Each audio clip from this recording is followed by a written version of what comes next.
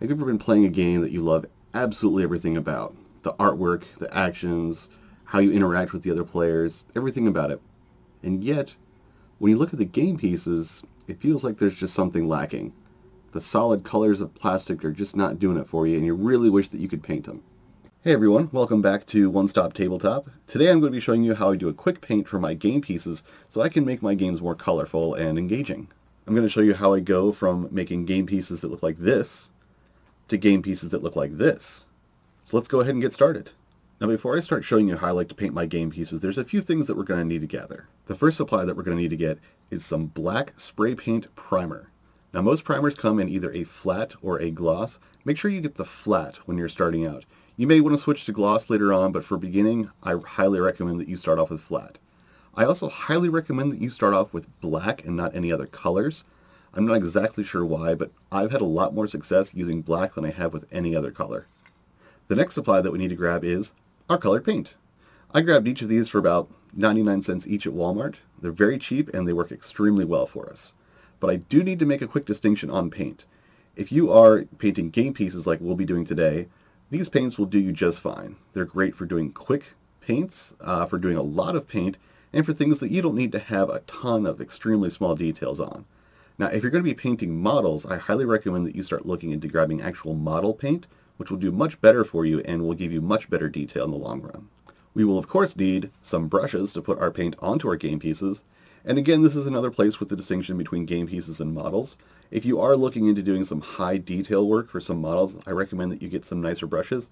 However, I got a pack of about 12 brushes for $5 at Walmart. It will do us just fine for these quick paints that we're going to be doing. We are also going to need some dish soap. Yep, you heard right, regular old dish soap.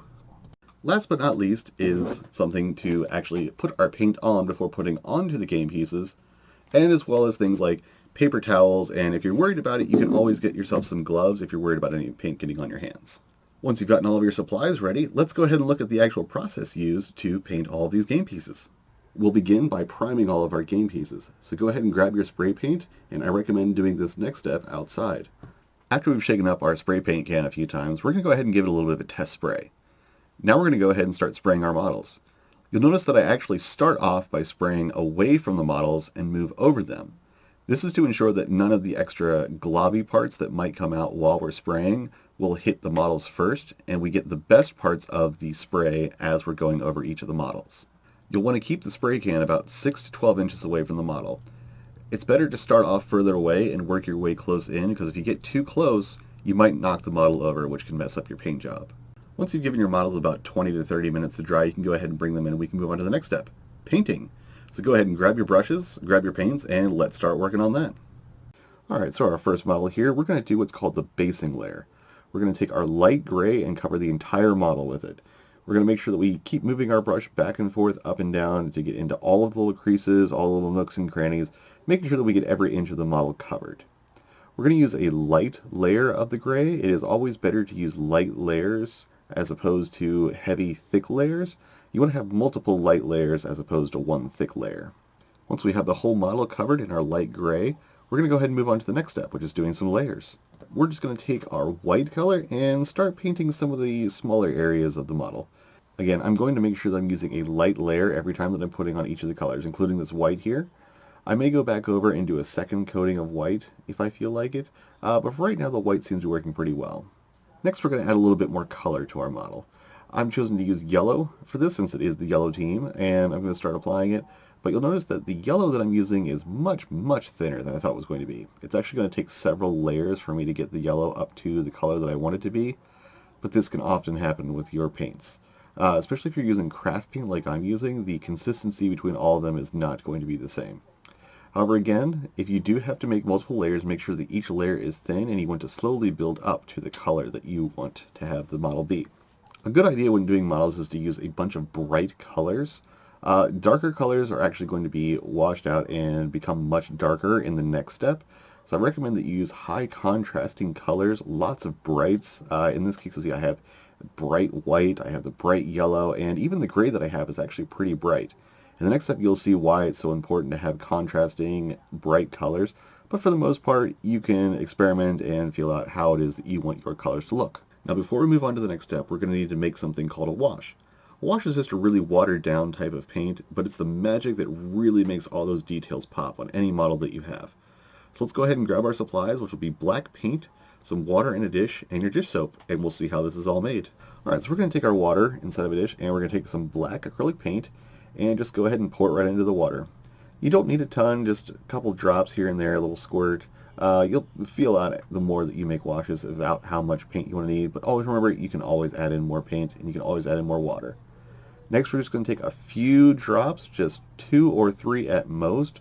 We don't need a lot of soap, we just need enough to break the surface tension of the water. Once you have it all together, give it a good stir, and then you can grab a paper towel and test out how your wash looks to see if it's dark enough for you. You can experiment with different colors and the amounts of paint in each of these to make a wash that you really enjoy. Once we start applying our wash, you can instantly see that the details and all the little crevices of our model start showing up right away. I recommend you use a wide or large brush for this step, that way you can soak up as much wash as you possibly can, and it will apply a whole lot onto the model. You might feel like you're applying too much to the model, but trust me, you're not. If you feel like you have applied too much or you start getting little tiny bubbles in yours, you can go ahead and wipe your brush on the paper towel and then apply it back to the model, and it will soak up a little bit of that wash, just kind of help you get rid of some of those little imperfections that you don't want.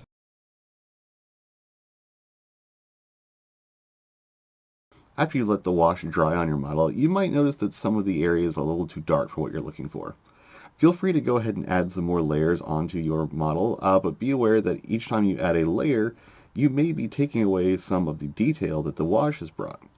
I recommend that you use a very small or fine brush for this stage, and if you need to, feel free to add another wash layer back onto the model after you've done some extra layering. Keep in mind, if you do a wash on top of an area that has not been layered and has been washed before, it will be twice as dark as it was before you put the second layer of wash on. This is going to be a great step to really bring the color back up and to really make the colors pop, because you'll have the darker washed parts of the model, and then you'll have the really bright extra layered parts.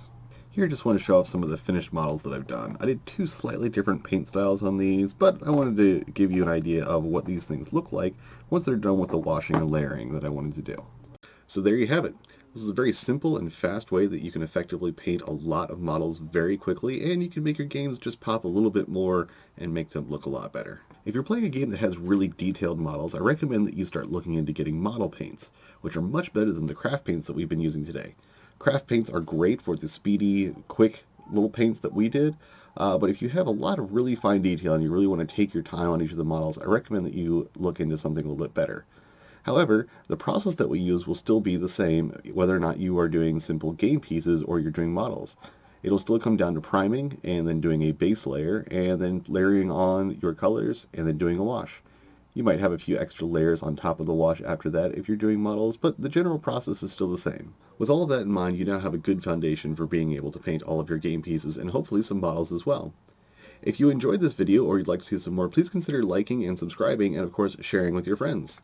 Thank you very much, and I hope to see you guys again next week.